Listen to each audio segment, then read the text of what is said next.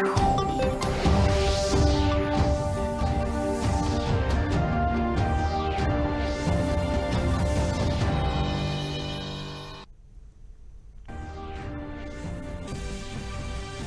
सुधार कानूनों के खिलाफ किसानों के कुछ संगठनों के द्वारा बुलाए गए आज बंद का नहीं दिखा असर। प्रदेश में लखनऊ समेत अन्य जिलों में सामान्य दिनों की तरह खुले बाजार।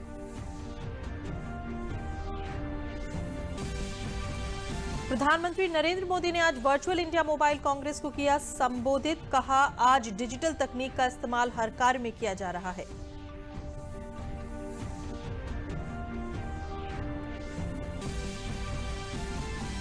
कोरोना के खिलाफ सरकार के उठाए गए कदमों से मिल रहे बेहतर नतीजे। प्रदेश में अब तक कोरोना संक्रमण से ठीक होने वालों की संख्या पहुंची 5,28,832। रिकवरी रेट हुआ 94.74%। और अयोध्या में राम मंदिर निर्माण समिति की 2 दिवसीय बैठक हुई संपन्न। राम मंदिर निर्माण समिति के चेयरमैन नृपेंद्र मिश्रा और ट्रस्ट के पदाधिकारी और सदस्यों ने राम जन्मभूमि परिसर में निर्माण का लिया जायजा। नमस्कार, मैं हूं अलका सिंह और अब समाचार विस्तार से। किसानों द्वारा बुलाए गए भारत बंद का असर लखनऊ में बेअसर रहा। लखनऊ में स्थितियां पूरी तरह सामान्य रहीं। लखनऊ के सभी बाजार अपनी दिनचर्या के मुताबिक ही खुले और यातायात सामान्य रहा। जिलाधिकारी अभिषेक प्रकाश ने बताया कि एहतियात के तौर पर कड़े इंतजाम किए गए थे। उन्होंने बताया कि किसानों व मजदूर संगठनों से लगातार बातचीत जारी है और पूरे शहर में धारा 144 लागू है।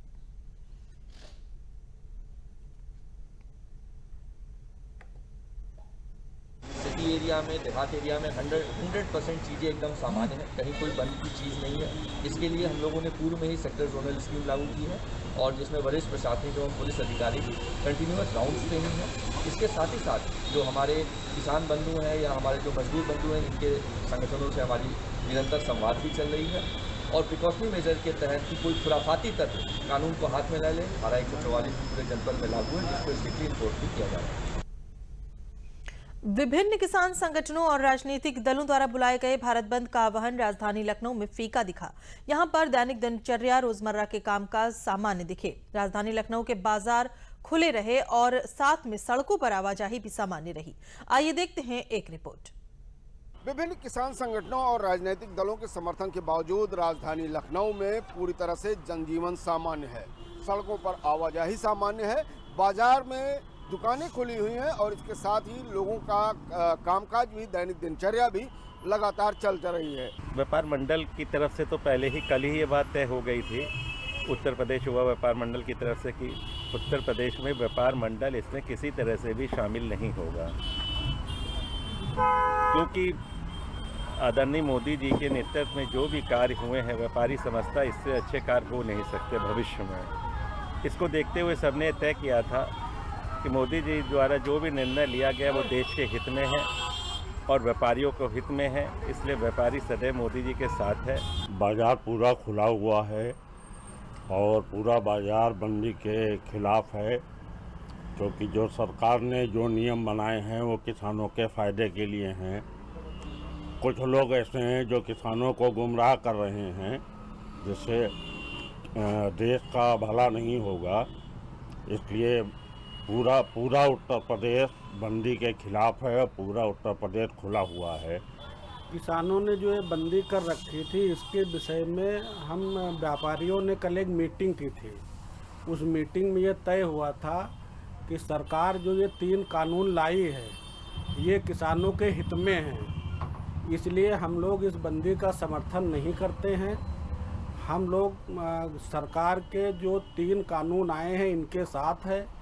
इससे किसानों का हित है। इन कानूनों से इन किसानों को वर्गलाया जा रहा है, इसलिए व्यापार मंडल इस बंदी के साथ नहीं है। पूरे उत्तर प्रदेश का व्यापार जो है वो खुला हुआ है, दुकानें खुली हुई हैं और ये किसानों के हित का मसला है जो किसान नहीं समझ रहे हैं, क्योंकि कुछ राजनीतिक पार्टियां इनको वर्गला रही हैं। हम लोग इस बंदी के साथ नहीं हैं। हम लोग सरकार जो ये 3 कानून लाई है इनके साथ हैं।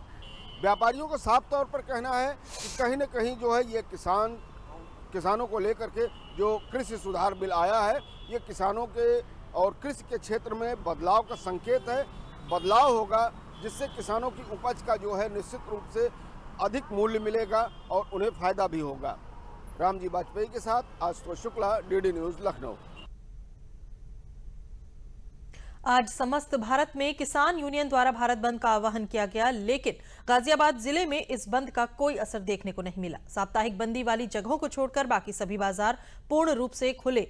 किसी भी तरह का कोई बंदी का असर बाजार में देखने को नहीं मिला। सभी बाजार, चाइनीज सब्जी मंडी हो या कपड़े की दुकान, जान भवन निर्माण संबंधी सभी दुकानें सुचारू रूप से खुली हुई हैं।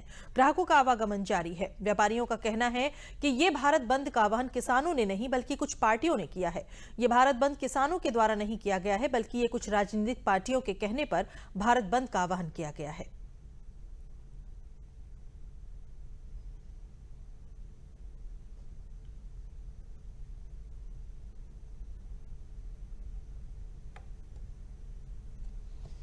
भारत बंद का हम किसानों के साथ हैं, हम किसानों से अलग नहीं हैं, क्योंकि हम भी किसानों से जुड़े हुए हैं। लेकिन हमारा जो सब्जी का काम है वो भी किसानों से जुड़ा हुआ। कुछ किसान भाई सब्जी लेके आए थे, जिनकी हमने सब्जी रात खरीद कर सब्जी बेची। अगर जो हम सब्जी उनकी ना खरीदवाते तो उनकी सब्जी बेकार जाती। दूसरा, शहर की जो जनता है उस सब्जी के लिए किल्लत में आ जाती।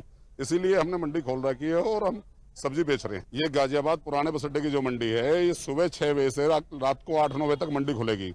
इसमें कोई भरम की जरूरत नहीं, सब्जी सबको मिलेगी। किसानों के द्वारा जो भारत बंद का आह्वान किया गया, यह पूर्ण रूप से विफल है, क्योंकि सभी बाजार, संस्थान और कारखाने सब लोग यहाँ खुले हुए हैं।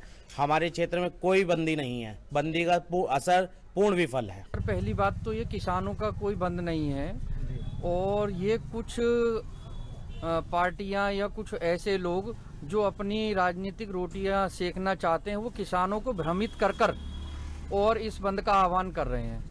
परंतु इस बंद का बाजार पर और व्यापारियों पर, ग्राहक पर, जनता पर कोई असर नहीं है। किसानों को सिर्फ भ्रमित किया जा रहा है। जो असली किसान हैं, वो किसान तो खेतों में आज भी काम कर रहा है। जो मध्यस्थ लोगों को, जिनको मोदी जी ने किसान और सीधे बाजार के बीच में जो मध्यस्थ लोगों को खत्म किया है, उन लोगों के द्वारा ये किसानों को भ्रमित करके बंद किया जा रहा है। मुरादनगर जनपद गाजियाबाद के अंदर आज किसी प्रकार से कोई भी बाजार बंद नहीं है, ना ही किसी संगठन द्वारा, चाहे वो व्यापारिक हो या राजनीतिक संगठन हो, उसका किसी भी तरह का कोई भी प्रभाव यहाँ नहीं है। और हमारे यहाँ मुरादनगर में उद्योग व्यापार मंडल, जितने भी उद्योग व्यापार मंडल हैं, उनके द्वारा कोई भी आह्वान नहीं किया गया है और पूर्ण रूप से बाजार सामान्य दिन की तरह खुला हुआ है। केवल साप्ताहिक बंदी हमारे यहाँ जो बृहस्पतिवार रहती है, उसी के दौरान बाजार बंद रहता है। और बाकी जिस तरह का किसानों के द्वारा आह्वान किया गया है कि हम बाजार बंद कराएंगे, इस तरह का कोई भी असर हमारे यहाँ नहीं है। पूर्ण रूप से बाजार प्रतिदिन की तरह खुला हुआ है और व्यापारियों ने इस बंद का पूर्ण रूप से बहिष्कार किया हुआ है। और केंद्र सरकार ने तो जो आदेश दिया है और जो ये प्रस्ताव पास किया है, ये किसानों के हित में है। और किसानों को भ्रमित करने का जो प्रयास किया जा रहा है, वो सफल नहीं हो पाया है और बाजार हर दिन की तरह यहाँ खुला हुआ है। उप मुख्यमंत्री केशव प्रसाद मौर्य ने कहा है कि भारत बंद पूरी तरह से असफल रहा है। जब केंद्र सरकार की किसानों से बातचीत जारी है, तो विपक्षी दलों द्वारा भारत बंद बुलाए जाने का कोई औचित्य नहीं है। उन्होंने कहा है कि विपक्षी दल कृषि बिल के मुद्दे पर किसानों को भ्रमित कर रहे हैं। केंद्र सरकार पूरी तरह से किसानों के हित में काम कर रही है और प्रधानमंत्री नरेंद्र मोदी के रहते हुए कोई भी किसान का अहित नहीं कर सकता। दूरदर्शन न्यूज संवाददाता अमित कनौजिया ने केशव प्रसाद मौर्य से खास बातचीत की। विपक्षी दलों ने आज भारत बंद बुलाया है और हमारे साथ बातचीत करने के लिए उत्तर प्रदेश के डिप्टी सीएम केशव प्रसाद मौर्य जी हैं। उनसे ही जानते हैं उनकी क्या प्रतिक्रिया है। केशव जी, जो भारत बंद बुलाया विपक्षी दलों ने, उस पर क्या कहेंगे आप? देखिए, सबसे पहले तो मैं अपने किसान भाइयों से अपील करूंगा कि विपक्षी दलों के लिए वो हथियार का काम ना करें। जब केंद्र सरकार के साथ लगातार बातचीत चल रही है, अगले दौर की बात भी कल होनी है, तो आज बंद का कोई औचित्य नहीं था। किसानों के नाम पर इस देश के जो भाजपा विरोधी, माननीय नरेंद्र मोदी विरोधी राजनीतिक दल अथवा नेता हैं, वह अपनी राजनीतिक रोटी सेकने का असफल प्रयास कर रहे हैं। यद्यपि आज का भारत बंद पूरी तरह से फ्लॉप रहा है और देश के किसानों का, सर्वाधिक किसानों का समर्थन कृषि कानून के पक्ष में है, फिर भी किसान भाई जो आंदोलन कर रहे हैं, हमारे देश के माननीय गृह मंत्री श्री अमित शाह जी ने और केंद्र सरकार में जो कृषि मंत्री माननीय नरेंद्र तोमर जी ने, आदरणीय पीयूष गोयल जी और सभी वरिष्ठ नेतागण लगातार किसानों के साथ बातचीत कर रहे हैं और सरकार कह रही कि जो भी समस्या है वो बताइए, हम उसका समाधान करेंगे। लेकिन कांग्रेस सहित, सपा बसपा सहित देश के जो भाजपा और मोदी विरोधी राजनीतिक दल और नेता हैं, उनको मैं बताना चाहता हूं, इससे उन्हें कुछ हासिल होने वाला नहीं है। देश का किसान असलियत समझता है कि जो विपक्ष में आज हैं, इन्होंने किसानों का अहित किया है, इन्होंने किसानों का विरोध किया है, ये जन्मजात किसान विरोधी हैं। केशव जी, एक चीज़, जब ये सत्ता में थे तो कहीं ना कहीं इन्हीं सब विधेयकों के समर्थन में अचानक से ये राजनीति अपनी चमकाने के लिए कहीं ना कहीं विपक्षी दल, चाहे आपने कांग्रेस का नाम लिया, सपा का नाम लिया, कहीं ना कहीं अपनी रिवाइवल की कोशिश कर रहे हैं। नहीं, देखिए, वापसी तब होती है जब आप रचनात्मक तरीके से आगे बढ़िए। जो वादा कांग्रेस ने अपने घोषणा पत्र में किया है, जो वादा समाजवादी पार्टी ने जनसभाओं में चुनाव के समय किया है, जो अस्थाई समिति के अंदर स्वयं श्री मुलायम सिंह यादव जी बैठे थे, जिस बात को उन्होंने कहा है, आज वही सारे लोग मुकर रहे हैं जो कृषि मंत्री के पद पर रहे, चिट्ठी लिख करके देश के राज्यों के मुख्यमंत्रियों से आग्रह कर रहे थे, आज वही विरोध कर रहे हैं।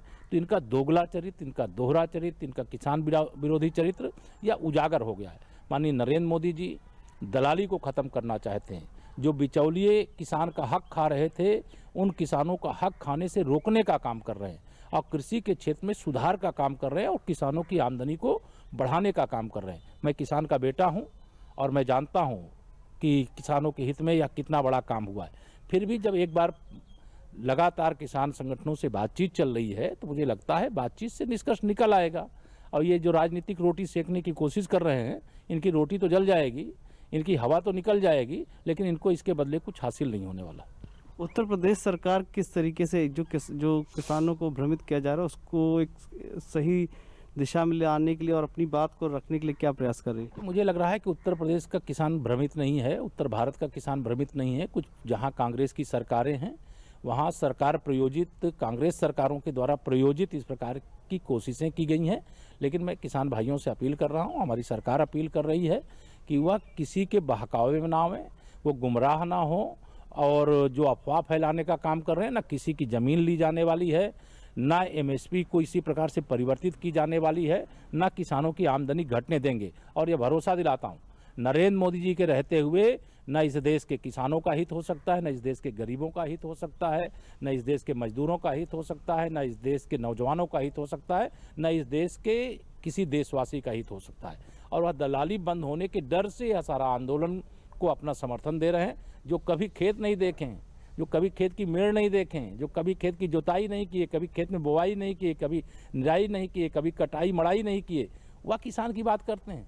तो उनको मैं ये कहना चाहता हूँ, पहले किसान होता क्या है, किसान को करना क्या पड़ता है, पहले जाके इसका प्रशिक्षण ले लें, तब किसान की बात करें। ये थे केशव प्रसाद मौर्य, जो कह रहे हैं कि प्रधानमंत्री नरेंद्र मोदी के नेतृत्व में इस देश के किसानों का कोई अहित नहीं कर सकता है। साथ ही उन्होंने किसानों से अपील की है कि वो विपक्षी दलों के भ्रमित बातों में ना आए और जब बातचीत जारी है तो केंद्र सरकार के साथ बातचीत करें। और केंद्र सरकार समेत उत्तर प्रदेश सरकार किसानों के हित के लिए सदा है और आगे भी प्रयास करती रहेगी। कैमरामैन दिनेश सिंह के साथ अमित कनौजिया, दूरदर्शन न्यूज़, लखनऊ। समाचार अभी और भी हैं, लेकिन पहले लेते हैं ये विराम।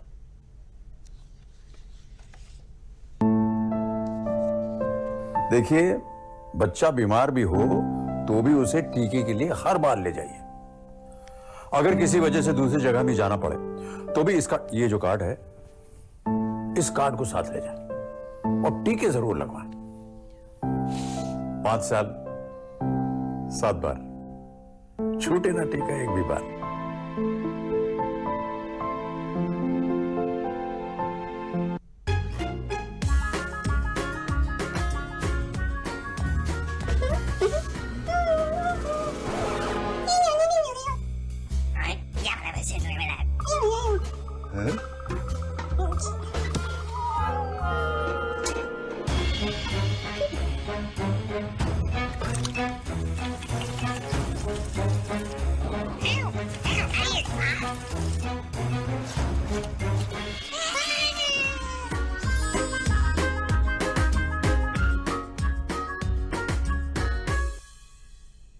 आज माँ को टेलीग्राम भेज दोगे ना?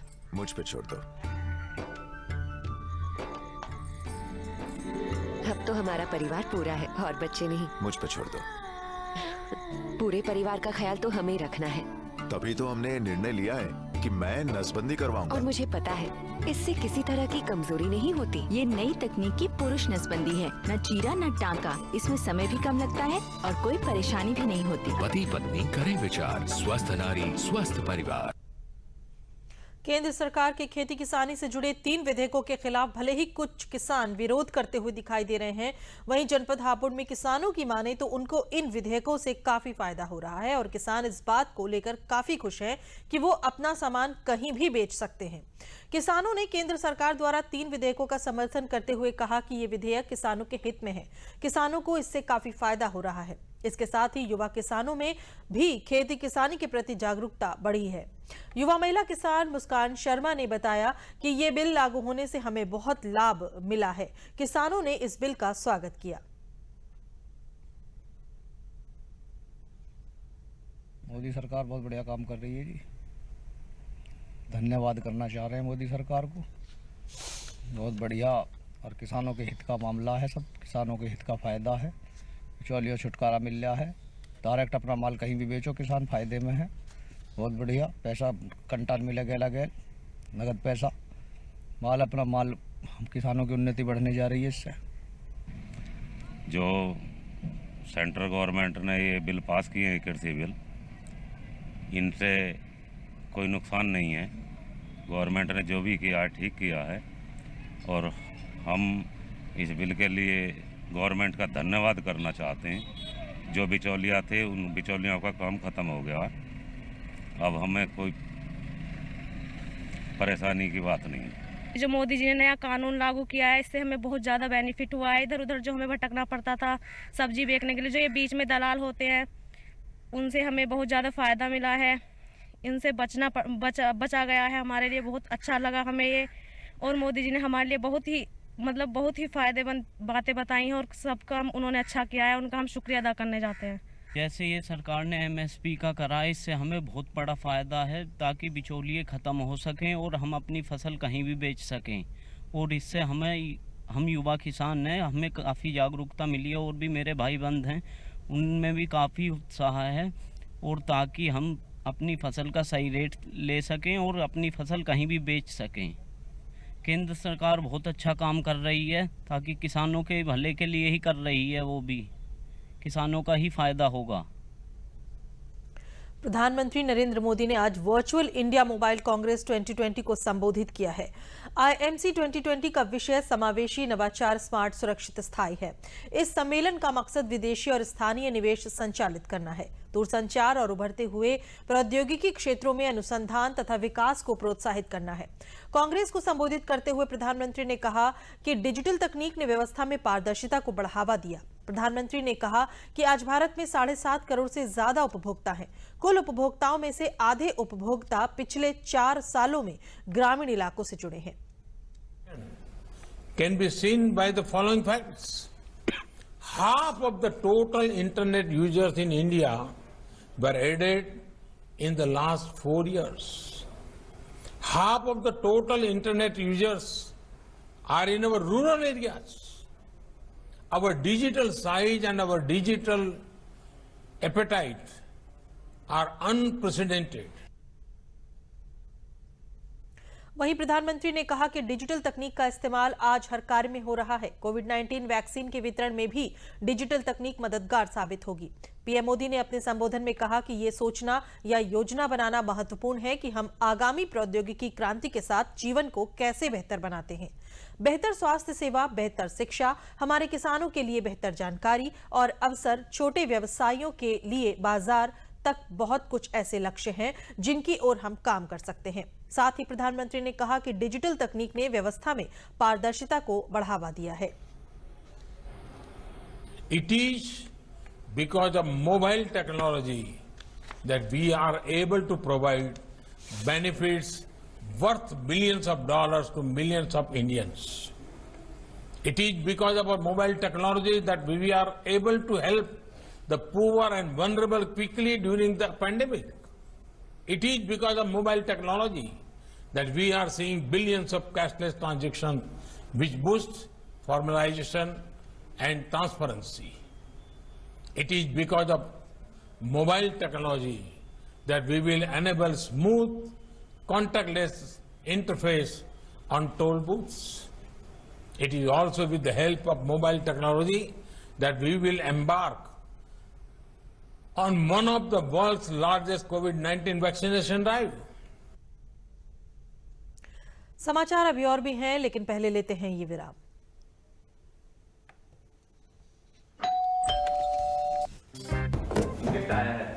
अरे वाह, लेजेंड की बैट। इससे तो मैं खेलूंगा। Future batting legend bat. इसमें जिसका नाम लिखा है बैट उसी को मिलेगी।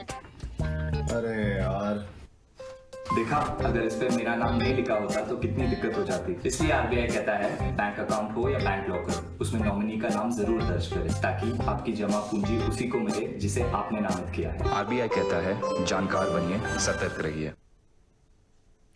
अपर मुख्य सचिव स्वास्थ्य अमित मोहन प्रसाद ने प्रेस वार्ता में बताया कि प्रदेश में पिछले 24 घंटों में कोरोना संक्रमण के 1824 नए मामले सामने आए हैं और पिछले 24 घंटों में ही 2111 कोरोना संक्रमित मरीज उपचार के बाद पूरी तरह से ठीक होकर डिस्चार्ज किए गए हैं। अब तक प्रदेश में कोरोना संक्रमण से 5,28,832 मरीज उपचार के बाद स्वस्थ होकर डिस्चार्ज किए जा चुके हैं, जिसके बाद प्रदेश में रिकवरी दर बढ़कर 94.74% हो गई है। उन्होंने बताया कि प्रदेश में अब तक कोरोना संक्रमित मरीजों में से 7,967 मरीजों की मृत्यु हो चुकी है। विगत 24 घंटों में संक्रमण के 1,824 नए मामले सामने आए हैं और इसी अवधि में उपचारित होकर डिस्चार्ज होने वालों की संख्या 2,111 है। इस समय प्रदेश में एक्टिव इन्फेक्शन के केसेस की कुल संख्या 21,374 हो गई है। आपको ध्यान होगा कि 17 सितंबर को हमारे प्रदेश में 68,235 एक्टिव इन्फेक्शन के केसेस थे, जिनकी तुलना में आज 21,374 एक्टिव इन्फेक्शन के केसेस रह गए हैं, जो लगभग 47,000 कम है। अब तक संक्रमण के पश्चात उपचारित होकर डिस्चार्ज होने वालों की संख्या बढ़कर के 5,28,832 हो गई है और प्रदेश की रिकवरी का प्रतिशत अब बढ़कर के 94.74% हो गया है, 94.74%। संक्रमित लोगों में से आज तक 7,967 लोगों की मृत्यु हुई है। अपर मुख्य सचिव सूचना नवनीत सहगल ने बताया कि कोरोना संक्रमण से बचने के लिए सरकार द्वारा जारी गाइडलाइन का अनुपालन करें। उन्होंने बताया कि प्रदेश में औद्योगिक गतिविधियों को तेजी से संचालित करने तथा इनके माध्यम से रोजगार के नए अवसर पैदा करने के उद्देश्य से राज्य सरकार प्राथमिकता से काम कर रही है। उन्होंने बताया कि लगभग 4,37,000 इकाइयां जो पहले से चल रही थी, उन्हें 11,062 करोड़ रुपए का ऋण बैंकों से उपलब्ध कराया गया, जो कि मूलतः उनकी कार्यशील पूंजी के लिए है, ताकि ये इकाइयां पहले की तरह कार्य करती रहें। जो पूर्व में इकाइयां चल रही थी, जिन्हें कार्यशील पूंजी अथवा जीएसटी के भुगतान की अथवा उन्हें अन्य समस्याएं थी, उनकी समस्याओं को दूर करने के लिए एक एमएसएमई साथी ऐप भी लाया गया था और उसी के क्रम में लगभग 4,37,000 इकाइयां जो पहले से विद्यमान थी, चल रही थी, उनको 11,062 करोड़ रुपए का ऋण बैंकों से उपलब्ध कराया गया, जो कि मूलतः उनकी कार्यशील पूंजी के लिए है, ताकि ये इकाइयां बदस्तूर उसी प्रकार काम करती रहें। प्रदेश में एमएसएमई इकाइयों के माध्यम से रोजगार के नए अवसर पैदा करने का प्रयास किया जा रहा है और इसी में एक अभियान चलाकर बैंकों से समन्वय करके नई एमएसएमई इकाइयों की स्थापना के साथ साथ उनको बैंकों से ऋण उपलब्ध कराया जा रहा है। लगभग 6,61,000 नई एमएसएमई इकाइयों को 19,854 करोड़ रुपए के ऋण अभी तक उपलब्ध कराए गए हैं। केवल इन्हीं एमएसएमई इकाइयों के माध्यम से लगभग 25 लाख से अधिक रोजगार के अवसर पैदा हुए हैं और ये इनमें निरंतर प्रगति हो रही है। जैसे परसों से आज तक में लगभग 12,000 नई इकाइयों को बैंकों द्वारा ऋण उपलब्ध कराया गया है। अयोध्या राम मंदिर निर्माण समिति की 2 दिवसीय बैठक सर्किट हाउस में संपन्न हुई। 15 दिसंबर के बाद बुनियाद की नियमित खुदाई का काम शुरू हो जाएगा। 15 दिसंबर तक देश के जाने माने तकनीकी विशेषज्ञ ट्रस्ट व समिति को अपनी रिपोर्ट सौंप देंगे। बैठक में निर्णय लिया गया कि प्रथम चरण में परकोटे का निर्माण होगा। राम जन्मभूमि तीर्थ क्षेत्र ट्रस्ट के कोषाध्यक्ष गोविंद देव गिरी महाराज ने कहा है कि 67 एकड़ के बाहर राम मंदिर की भव्यता के अनुरूप विकास कार्य किए जाएंगे। अयोध्या जिला प्रशासन के साथ सामंजस्य बनाकर ट्रस्ट राम मंदिर का निर्माण करवाएगा। इस दौरान राम मंदिर निर्माण समिति के चेयरमैन रिपेंद्र मिश्र व ट्रस्ट के पदाधिकारी व सदस्यों ने राम जन्मभूमि परिसर में राम मंदिर निर्माण की प्रगति का जायजा भी लिया। देश के सबसे ऊंचे विशेषज्ञों से हम लोगों को प्राप्त हो जाएगा और इसलिए उसका भी काम हम शीघ्र आरंभ करने जा रहे हैं। अभी प्रातःकाल से हम लोग इस काम में लगे हुए थे और L&T को साथ लेकर के, TC को साथ लेकर के, सोमपुरा जी को साथ लेकर के हम विचार कर रहे थे कि मंदिर के परकोटे के भीतर का निर्माण और उसके बाहर के क्षेत्र का विकास ये कैसे किया जाए। वाराणसी में इंडेन एक्स्ट्रा तेज 19 किलो एवं इंडेन जंबो 425 किलो सिलेंडर का शुभारंभ किया। इंडियन ऑयल के डॉक्टर उत्तीय भट्टाचार्य आज मुकुंद गैस सर्विस लंका वाराणसी पहुंचे, जहां उनका स्वागत उप महाप्रबंधक प्रयागराज संभागीय कार्यालय और उनके टीम द्वारा किया गया। प्रोग्राम के दौरान इंडियन ऑयल के अन्य अधिकारी गण, वाराणसी जिले के कुछ LPG वितरक एवं व्यावसायिक ग्राहक भी मौजूद रहे। प्रोग्राम की शुरुआत इंडेन एक्स्ट्रा तेज 19 किलो और इंडेन जंबो 425 किलो सिलेंडर का शुभारंभ करके हुई।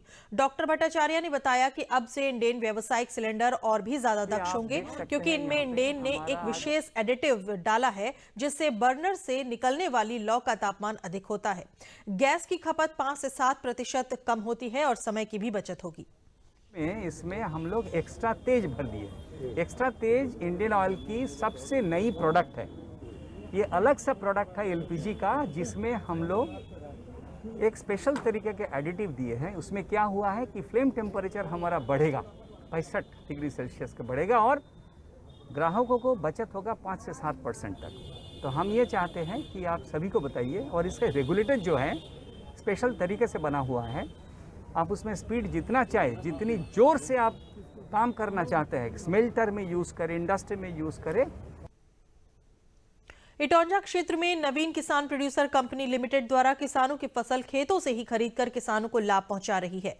नवीन किसान प्रोड्यूसर कंपनी के मुख्य कार्यकारी अधिकारी राकेश कुमार बताते हैं कि ये कंपनी किसानों को अच्छी पैदावार कराने के लिए उनको गांव-गांव किसानों को जैविक खेती की जानकारी देकर गुणवत्ता युक्त फल सब्जी पैदा करने के प्रति जागरूक कर रही है, जिससे किसान अच्छी फसल पैदा कर अपनी आय दोगुनी कर सकें। लॉकडाउन में भी आम बागवानों के आमों को बागों से ही खरीदकर उनको उड़ीसा भेजा था, जिससे बागवानों को 25 से 30% का लाभ हुआ। किसानों ने बताया कि प्रधानमंत्री के कृषि बिल किसानों के हित में हैं और इस समय किसानों को नेता नगरी द्वारा भ्रमित किया जा रहा है। अंत में प्रमुख समाचार एक बार फिर। कृषि सुधार कानूनों के खिलाफ किसानों के कुछ संगठनों के द्वारा बुलाए गए आज बंद का नहीं दिखा असर। प्रदेश में लखनऊ समेत अन्य जिलों में सामान्य दिनों की तरह खुले बाजार।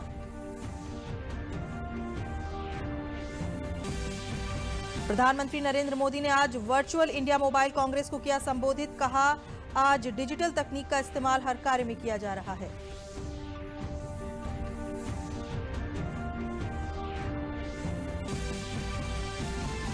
कोरोना के खिलाफ सरकार के उठाए गए कदमों से मिल रहे हैं बेहतर नतीजे। प्रदेश में अब तक कोरोना संक्रमण से ठीक होने वालों की संख्या पहुंची 5,28,832। रिकवरी रेट हुआ 94.74%।